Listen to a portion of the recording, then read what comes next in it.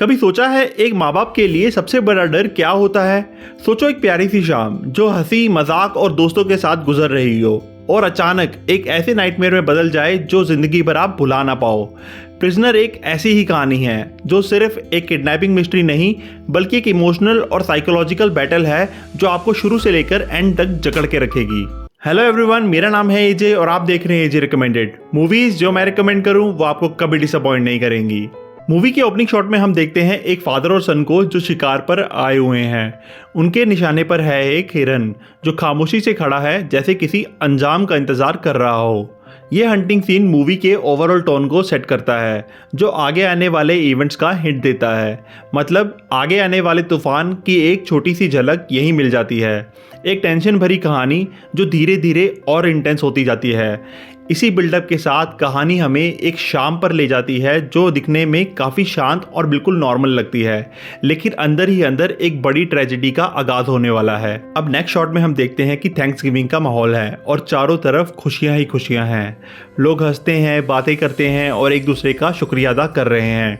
एक ऐसी शाम जो सिर्फ प्यार और अपनेपन से भरी है, लेकिन जैसे कहा जाता है कभी कभी सुकून के पर्दों के पीछे सबसे बड़े तूफान छुपे होते हैं। ये खुशियों भरी शाम धीरे धीरे एक नाइटमेयर में बदलने वाली हैं जिसके लिए कोई भी तैयार नहीं है। जब दो छोटी बच्चियां खेलते खेलते अचानक गायब हो जाती हैं, पहले तो सबको लगता है कि शायद वो आसपास कहीं छुपी होंगी, लेकिन जैसे जैसे वक्त बीतता है टेंशन बढ़ती है और धीरे धीरे एक डार्क रियलिटी सामने आने लगती है।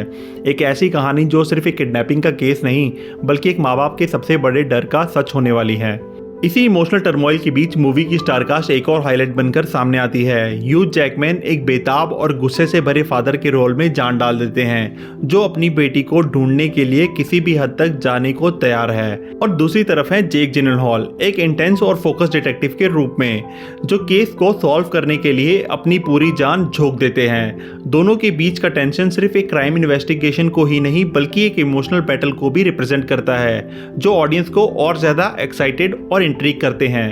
दोनों लीड्स के बीच की डेस्परेशन और इमोशन स्क्रीन पे इतने रियल लगते हैं कि आप खुद भी इस मिस्ट्री का हिस्सा बन जाते हो। ये सिर्फ एक थ्रिलर नहीं बल्कि एक इमोशनल रोलर कोस्टर है जो आपको एंड तक सीट से हिलने नहीं देता। जहां एक तरफ इन्वेस्टिगेशन अपनी रफ्तार पकड़ रही होती है, वही विलन का कैरेक्टर एक और लेयर उसमें ऐड करता है जो कहानी को और अनप्रेडिक्टेबल बना देता है।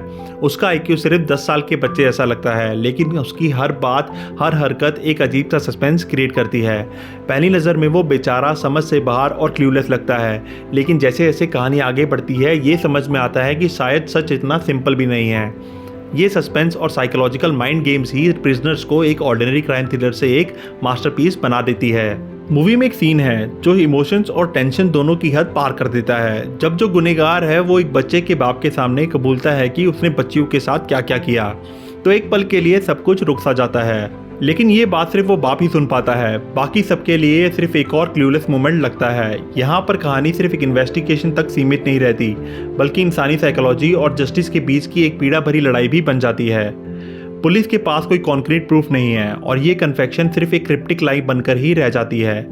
ये सीन सिर्फ सस्पेंस को नहीं बढ़ाती बल्कि एक इंसान की डेस्परेशन और गुस्से को भी सामने लाता है जिसमें एक बाप अपनी हाथों से ही न्याय लेने को तैयार बैठा है। This movie is fully recommended for those who love intense thriller जिसमें सिर्फ एक्शन नहीं बल्कि दिमाग को जकड़ लेने वाला सस्पेंस भी है। प्रिजनर सिर्फ एक किडनैपिंग मिस्ट्री नहीं बल्कि एक इमोशनल एंड साइकोलॉजिकल बैटल है जो हर सीन के साथ और ग्रिपिंग होती जाती है। Brilliant performances, mind blowing cinematography और एक अनप्रेडिक्टेबल स्टोरी लाइन जो इसे एक मस्ट वॉच बना देते हैं। अगर आप एक ऐसी मूवी देखना चाहते हो जो सिर्फ एंटरटेन ही नहीं बल्कि एंड तक आपको सोचने पर मजबूर भी कर दे, तो ये फिल्म बिल्कुल भी मिस मत करना। तो अब बात आपकी, आपको ये मूवी कैसी लगी कमेंट में ज़रूर बताइए।